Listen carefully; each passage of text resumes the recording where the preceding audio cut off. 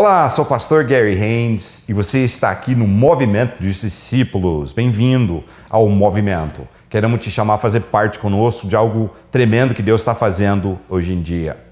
Uma pergunta: time de futebol com um jogador vence um time com 11? Essa é a pergunta que eu quero te fazer. Eu vou te falar uma verdade profunda da palavra de Deus que vai abençoar a tua vida. Fique comigo aí.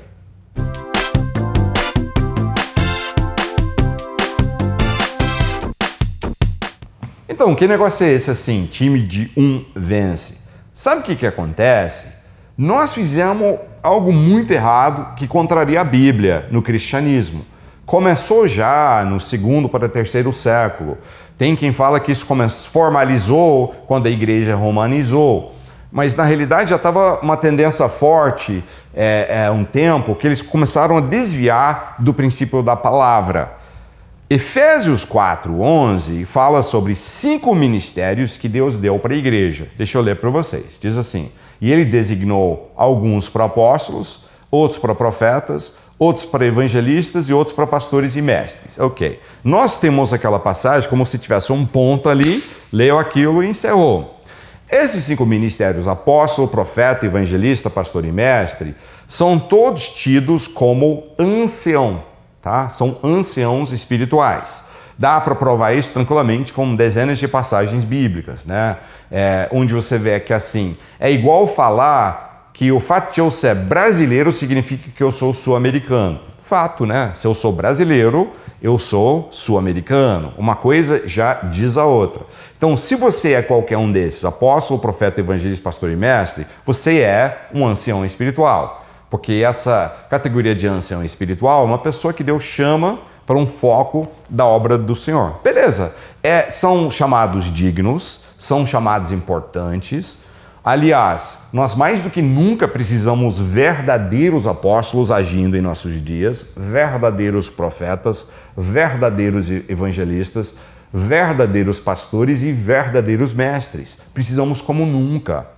Então, são muito importantes para o corpo de Cristo. O que eu vou falar aqui não menospreza a extrema importância de ter grandes homens de Deus ocupando esses papéis na igreja do Senhor.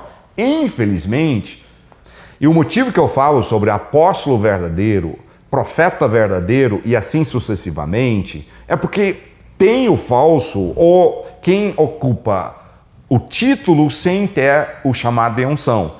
Tem um monte de gente, inclusive hoje em dia, que se chama apóstolo e tal, mas não tem pingo de apóstolo. Você fala, quem é você para julgar? Bem, não sou eu que estou julgando. Em primeiro lugar, não sou eu que emito o juízo, eu não vou virar aqui e falar, fulano não é profeta, não é apóstolo, não é profeta, porque não sou eu que vou julgar aqui, é Deus que julga. Mas Jesus falou que você conhecerá pessoas pelas suas obras e pelo fruto nas suas vidas. E também nós temos critérios no Novo Testamento, entre várias passagens, por exemplo, sobre apóstolo. O que é um apóstolo verdadeiro, né? Aí você vai pegando, o apóstolo de verdade ele tem essas coisas. Aí você olha a vida da pessoa e fala, poxa, engraçado, ele não tem nenhum dos critérios de apóstolo, mas ele se chama apóstolo. Então não sou eu julgando, simplesmente enxergo as obras, enxergo o fruto e falo, mas não está batendo com a palavra. Então, deve ser alguém que provavelmente, Deus sabe, não sou eu, mas provavelmente está só usando o título e não é de verdade. Acontece que são ministérios importantes, nós precisamos mesmo, grandes homens de Deus sendo usados, não são do Espírito Santo para ocupar esses papéis. A questão é que nós estamos chamando as pessoas para um movimento onde voltamos a resgatar a visão de sermos o quê? Discípulos verdadeiros de Jesus. Discípulos de Jesus. Discípulo de Jesus tem por natureza e definição o seguinte: ele vive para servir o Senhor, ele vive para seguir o Senhor, ele vive para obedecer o Senhor e para aprender com o Senhor. Quem vem me acompanhando vai ver que eu sempre enfatizo esses 4 pontos. O discípulo verdadeiro, então, vamos repetir aqui, ele vive servindo o Senhor, seguindo o Senhor, obedecendo o seu Senhor e aprendendo com o seu Senhor. Então, qual que é um desses itens aqui? Servindo. Você não é discípulo de alguém se você não serve ele. Isso faz parte do pacto, né? Ele te ensina, mas você serve, né? Isso é o que é ser discípulo.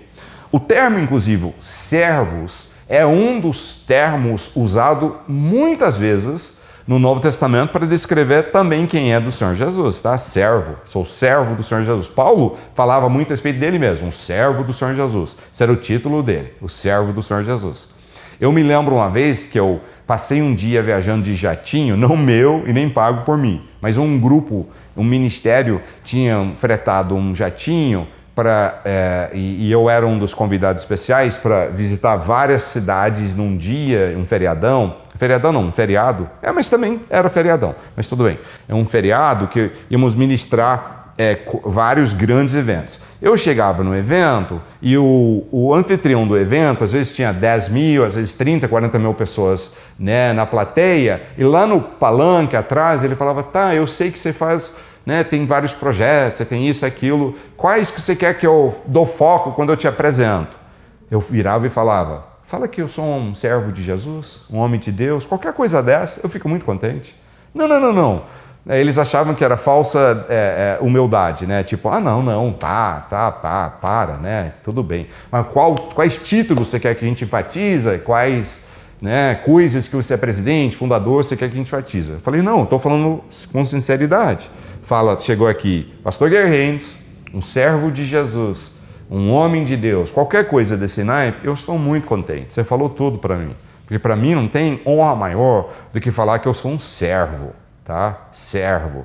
Aí eles, tá bom, né? E achavam que era tipo uma daquelas atitudes falsas que é tomado, mas era sincero saindo do meu coração, porque isso é o mais importante. Você é servo. Tá bom. Agora, qual a importância de Efésios 4:12? Porque a gente só lê 4:11 e paramos. Então, Deus deu esse ministério para a igreja, então tá. Então, a obra do ministério é deles. Então, o que isso faz para o resto de nós? Eu fico isentão. Eu não tenho que me envolver. É eles que têm que carregar. E é assim que a gente trata. O pastor que tem que levar, o apóstolo tem que levar, o profeta tem que levar. O trabalho é deles, a responsabilidade é deles. Eu fico aqui na minha. Tenho meu passe para o céu, dou manutenção ao passe para o céu, indo no culto, contribuindo, evitando imoralidade e tal na minha vida, e beleza, só fico na minha. Essa é uma mentira. Essa visão que você converteu para simplesmente ficar na sua, mantendo seu passo até chegar no céu e a obra do Senhor é do outro, em primeiro lugar é uma mentira, e em segundo lugar está te roubando do maior contentamento e da vida mais feliz que você poderia ter, porque está te roubando do seu propósito. Você sabe que o ser humano ele é feito para propósitos? Que a gente, sem propósito, ficamos entediados, chateados, deprimidos e começamos a ir ladeira abaixo na vida? Que sem o propósito você não vive verdadeiramente. E essa mentira que o diabo conseguiu emplacar está roubando milhões aqui no Brasil do seu propósito, de viver como um servo do Senhor e ser usado nas mãos do Senhor. Tá? Então eu vou te ensinar um negócio aqui hoje que pode revolucionar a sua vida espiritual. Faz parte da nossa visão do movimento dos discípulos. Nós estamos chamando as pessoas de volta a serem discípulos verdadeiros para poder fazer a próxima parte que está aqui. Vamos ver juntos? Então, versículo 12. Efésios 4:11, acabei de ler, agora eu vou ler 12 e 13. Diz o seguinte: com o fim de preparar os santos para a obra do ministério, para que o corpo de Cristo seja edificado. Espera aí, agora eu só vou voltar e ler 11, 12 e 13 juntos. Eu acabei de ler 12, mas vamos lá. E ele designou alguns para apóstolos, outros para profetas, outros para evangelistas e outros para pastores e mestres, com o fim de preparar os santos para a obra do ministério, para que o corpo de Cristo seja edificado, até que todos alcancemos a unidade da fé e do conhecimento do Filho de Deus e chegamos à maturidade, atingindo a medida da plenitude de Cristo. Uma pergunta: você acha que nós alcançamos a unidade da fé, o conhecimento do Filho de Deus, chegamos à maturidade, atingimos a medida da plenitude de Cristo? Você acha que nós já chegamos nessas coisas? Não? Por que será? Porque ele diz que você chega nessas coisas quando? Vamos lá, por partes? Então, ele deu 5 ministérios para a igreja. Por que ele deu? Diz aqui, ele deu esses ministérios com o fim de, ou com o propósito de, preparar os santos para a obra do ministério. Quem são os santos? Discípulos de Jesus. Santos é um outro termo, né, bastante usado no Novo Testamento para descrever quem é de Cristo. Você converteu, virou discípulo dele, você é um dos santos. Santo não é uma categoria de quem já morreu, fazendo mega obras e tem que ser venerado. Não. Santo é todo mundo que está vivendo uma vida buscando santidade, que é um discípulo verdadeiro de Jesus, ok?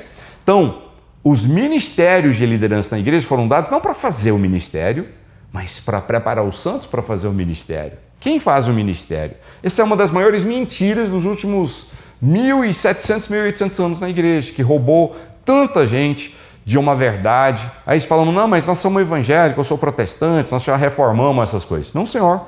A reforma protestante não mudou isso, essa falácia. Nós temos que voltar à igreja que Jesus levantou e a igreja que a palavra fala a respeito, que é uma igreja onde os ministérios de autoridades na igreja são importantes, mas são dados para instigar você a ser levantado e preparado para você ser usado por Deus.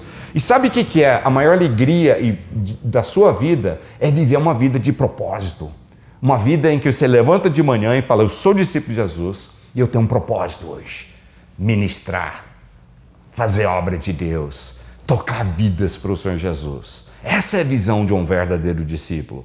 Você se torna um verdadeiro discípulo ao converter a Jesus, põe ele como mestre e aí vive para servi-lo como? Você serve Jesus como? Servindo os outros. Procurando oportunidades para ministrar alguém que está em crise, ajudar alguém que está desamparado, ajudar a trazer salvação e conversão para virar discípulo de Jesus também para as pessoas em volta de você. Esse propósito de você e eu, todos nós somos chamados para fazer a obra do ministério, é a maior alegria da vida. Eu achava que não, porque a gente vê as coisas tudo ao contrário, né? A carne, ela enxerga as coisas ao contrário. Então, tua carne, se você vai por ela vai te levar a uma vida buscando felicidade e sendo miserável. Essa é a tristeza da coisa. Enquanto você vive achando que a minha felicidade é o mais importante, sabe o que você vai descobrir? Você será uma pessoa miserável. As pessoas mais ricas e bem-sucedidas e famosas vivem uma vida egocêntrica, voltado apenas para a busca da sua felicidade, são entre as pessoas mais infelizes da face da terra. Porque buscar a tua felicidade te trará uma vida miserável. Eu só quero meus sonhos. É? Mentira do diabo. Você vive para seus sonhos, você vai viver uma vida de pesadelo, de desgraça. A curto prazo, talvez tudo brilhe, mas passa um pouco de tempo e a tua vida será uma desgraça. Será e será mesmo. Quer ser feliz de verdade? Para de viver para si. Vive para Jesus. Vive para servir. Mas servir é ruim. Mas não é. É nobre, é algo que te dá um sentimento profundo de contentamento, de investir para valores eternos que não tem igual. Eu achava que eu não queria servir no ministério do Senhor. Meu pai, assumiu o ministério do Senhor, meu avô também, outros da minha família, mais gerações para trás. Então eu pensava, eu não quero isso para mim. Eu quero servir Jesus, mas ter a minha vida.